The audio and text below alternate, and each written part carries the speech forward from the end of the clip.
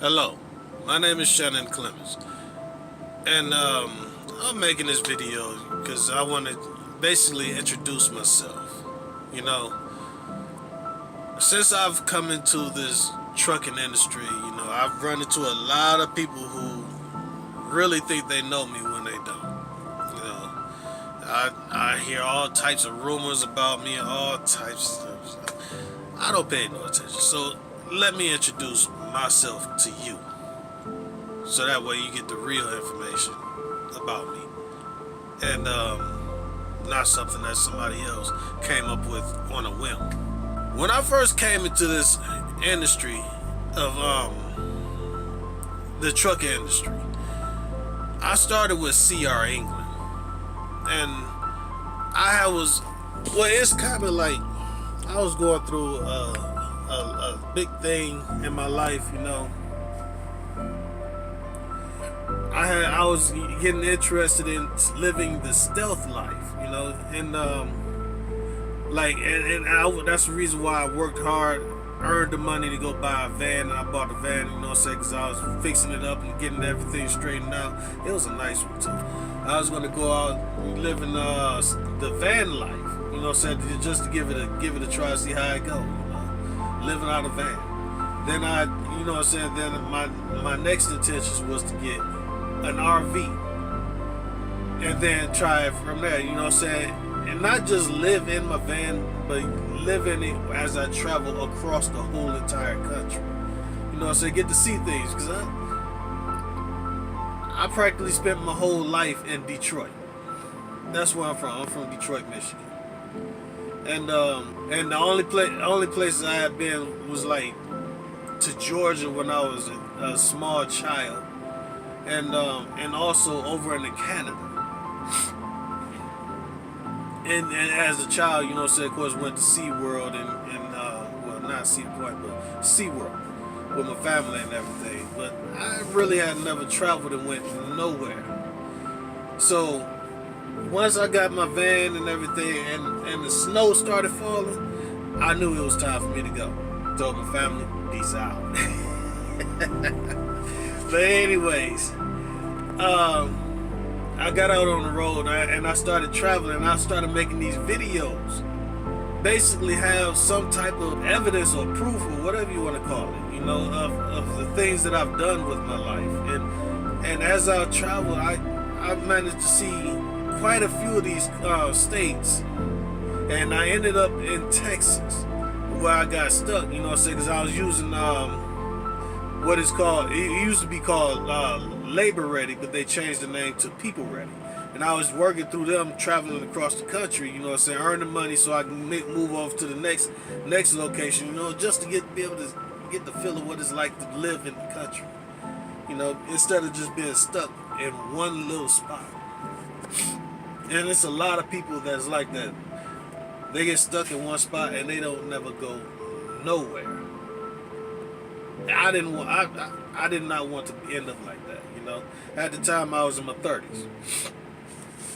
Can you imagine that? I was in my 30s, and had never even so much as seen the ocean with my own two eyes up close and personal. Never even touched it.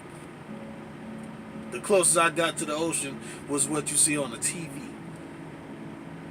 At 30 some odd years old. Come on, no.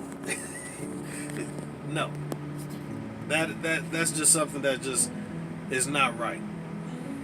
And so I ended up getting stuck down in Texas because they didn't really have work. Alabama was almost the exact same way, but when they finally put me to work, I saved up that little money and got on, because I didn't want to get stuck down there, but I ended up getting stuck in Texas. Because you need gas money, you need food money. And Labor Ready just wasn't cutting it. And I ended and while I was down there surviving, I got to see what a lot of these other nomads is what you call them. They lived a nomadic life, traveling from state to state all across the country, making these videos, and and basically the lifestyle is what you make of it, you know. And so while I was down there in Texas struggling to survive, I got a message, you know what I'm saying. My mother had passed away, and so here it was. I'm stuck down here in Texas. How am I gonna get back to Detroit? So I had to make my way back to Detroit. I got a ride with my uncle, and I went and buried my mother and everything. I even made because I wanted to try to get me an RV, because I had took that van I had. I gave it away when I got back to Texas. I gave it away. But I put the video up on that website, you know what I'm saying, basically asked for a little help, you know what I'm saying, because I wanted to get me an RV. And instead of being able to get the RV, I ended up going back to my van. And now here it is. At the time, you know what I'm saying, I'm saying also while I was traveling across the country, I was trying to sell my books.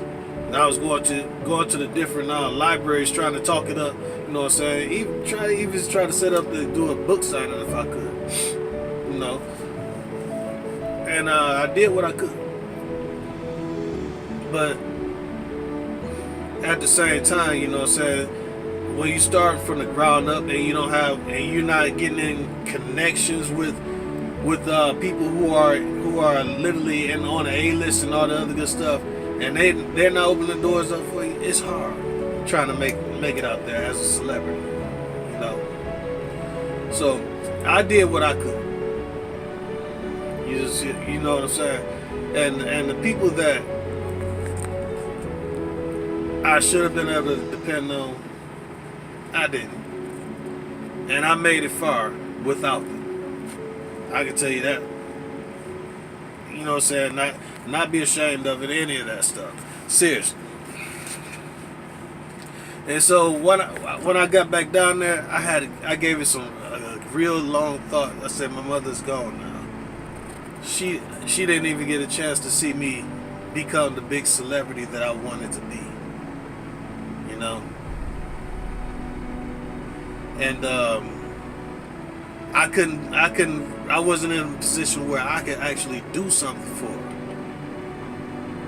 And you know, because I see all these people talking about they do these things and they make all these millions of dollars and they treat their mamas to make fur coats and all types. What do you think I wanted to do for my mother? You know, but I can't do it now. She's gone. But you know, so I'm not gonna get stuck on that. I'm just saying she's gone. So I said, you know what, I'm gonna do the best thing I can do. And so I looked up the trucking school. And I ended up at CR England. CR England took me in. That's the reason why. Even though I went through some problems with CR England, but at the same time, I thank CR England because they gave me the skills. They gave me the skills that I needed in order to survive, you know, and thrive in this industry, you know, and I'm really appreciative of that. Thank you, CR England. A lot of people talk about CR England, you know, because you have to mess up. Well, you got to look at it. Driving a truck in the beginning is not a piece of cake. It's a lot of stuff you learn, you know, so you can only learn so much sitting in a classroom. You know, and it's like a lot more. Once you get out on that road, you learn a whole lot more, you know what I'm saying? A lot. It's just like with anything that you go to school with, you know what I'm saying? There's that book knowledge and then there's that hands-on experience. That hands-on experience sometimes trumps that book knowledge, because that book knowledge sometimes don't know what the hell. Excuse me. I'm trying not to curse anything. It just don't know what it's talking about, you know? It gives you theory. You know what I'm saying? But hands-on experience tell you the real deal of what's going on out here. And I was thankful for that, you know, and I thrived in it, and I managed to be able to pay back my part, you know what I'm saying, for my mother's burial. I paid it off in that almost one lump sum. It was nothing to me, you know. Is there a CR England, which I'm going to make a video about, you know, my time during being there at CR England. You know, I used to bring in something like, even though you driving in teams, I used to bring anywhere from like 800 to 1,200 bucks a week. You can literally make that type of money just starting out in this industry, and that's real good money. You know what I'm saying? You about driving in teams, and the only problem is that when you driving in teams, you know what I'm saying, and you really don't know the person that's on the truck with you. You gotta put your life in their hands. You expect for them to get their sleep, because while you sleep, you hoping that you know what I'm saying, while you driving, they sitting up and trying to talk to you and everything, want to waste 2, 3, 4 hours. You know what I'm saying, trying to be up there with you, when really you should be back there in that sleeper, man. Go to sleep. You know what I'm saying? Because I don't want you nodding off at the wheel and we somewhere in Colorado or Tennessee or something. You run off, especially in Colorado or maybe even Washington. You know what I'm saying? Where all these big time mountains at, and they got sheer cliffs on the side with anywhere from 100 to 1,000 feet drop. I don't want you nodding off like that around that. Get in that sleeper. Go to sleep. That's one of the main issues that I had with my partners. I said partners with an S, you know what I'm saying, because I went through about 5 of them. And many of them had that exact same issue, didn't want to go to sleep when they're supposed to, but they done drove out all their time. Go to sleep. You know what I'm saying? Because now my life, while I'm laying down here asleep, in a sleeper, that's why I'm in a sleeper right now, so I'll get ready to go to sleep. My time is up. I'm in my sleeper berth right now. I just wanted to make this quick video, because I wanted to introduce myself, because I'm starting my channel all over. And this time it's about me being in the trucking industry rather than me as a nomadic author. Even though I still have books that I can try to sell or whatever, and all the other good stuff. I am still an author. I'm still writing and everything. I do all that type of stuff. All my stuff is registered, is copywritten with the Library of Congress, all of that stuff. So yeah, I deal with all that stuff. And it has taken me as far as Hollywood. It hasn't taken me around the world yet, but it has taken me to Hollywood. I can tell you that right now. If you, I guess I can try to see if I can get it edited to where I put my finger up right here. It'll show a picture of me standing in front of the Oscars, and it's in front of the statue of the Oscar. You know what I'm saying? Inside the actual Academy. So I've been to Hollywood. I get invited to red carpets, all types of stuff, a lot of times. It's just that in the position that I'm in right now, I'm driving, so I have to spend most of my time out on the road. But when I get time off, whatever, and I get a chance to, yes, I do go step in every now and again and see how things go. And I can tell you right now, I like dressing good. Right now, this that Walmart stuff. You know what I'm saying? This is stuff I use while I'm out here on the road. You know what I'm saying? But I like dressing up in 3-piece suits if I can. You know what I'm saying? I found that I like that type of stuff. But for right now, it's just not my lifestyle. So therefore, I don't dress like that on an everyday basis. You know what I'm saying? And so that's how I ended up going in there. Then I ran into a little problem. I went back, you know what I'm saying. Then I went back to Labor Ready. I struggled with them for a little bit, and then I got into a school that taught me how to become a mechanic. So I'm not a diesel mechanic, but I am a mechanic as well. I know a few things about cars. I don't know everything. I'm not a master mechanic. That's what master mechanics are for. You know what I'm saying? I was just starting off in the industry. I got less than a year's experience in it. So, and it's very interesting in some of the things that I see people do. And when they bring the cars in, I'm like, let's just say it was best I come back to the trucking industry. I'm just gonna keep my mouth shut on that. But anyways, I don't want to make this a big long drawn out video. You know what I'm saying? I do know a little about building trades, all that type of stuff too, but I'm not a master at any of that stuff. I only have a certificate in electricity construction that I can go back to high school with. You know what I'm saying? But at the same time, I haven't done that stuff in years. You know, so it's only so much I remember. You know, like they say, if you don't use it, you lose it. Okay. But I do know enough to try to put a house together or whatever, or even take a broken down house and try to fix it up myself. I do know just a little bit enough to make it livable. But you know, so I have to actually go get the code books so I can make sure that everything is up to code. Which some people see you with a book like, dang, ain't you supposed to know this already? Look, these codes change every year, but they bring out a whole new code book every 10 years. And you'll be surprised at what changes. So when I do this type of stuff, I want to make sure that it's up to code, but at the same time, if you're not licensed, I can do it for myself in my own house. You see what I'm saying? But if it's not my house, I'm not really supposed to. That goes for anybody. You can have the know-how all day long. You know what I'm saying? But if you're not licensed, you're not really supposed to be working on somebody else's stuff. You know what I'm saying? It's not rocket science. You burn somebody's stuff up, guess who's gonna get the blame? The owner of the house.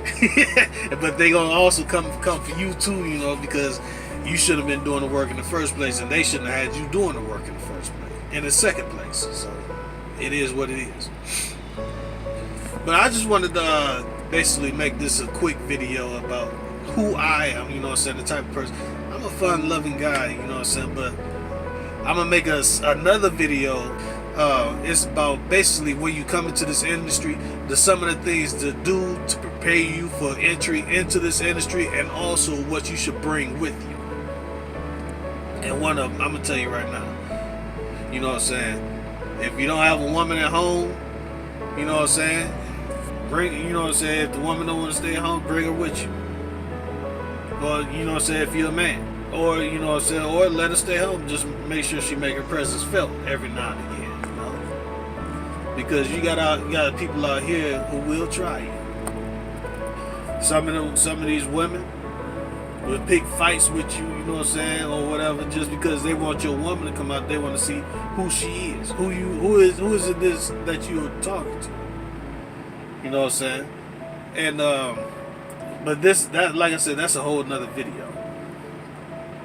But that's the type of stuff they pull. You know what I'm saying? Yeah, don't let them tell you. Some of them just want to see who you with because they want to try to take them themselves. You know, you got that in this industry. You know, so I'm not talking bad about them. I'm not talking because a couple of them though I done hit on them. You know what I'm saying? On GP, and then I found out like, oh damn, excuse my language, but I'm like, oh wow, for real.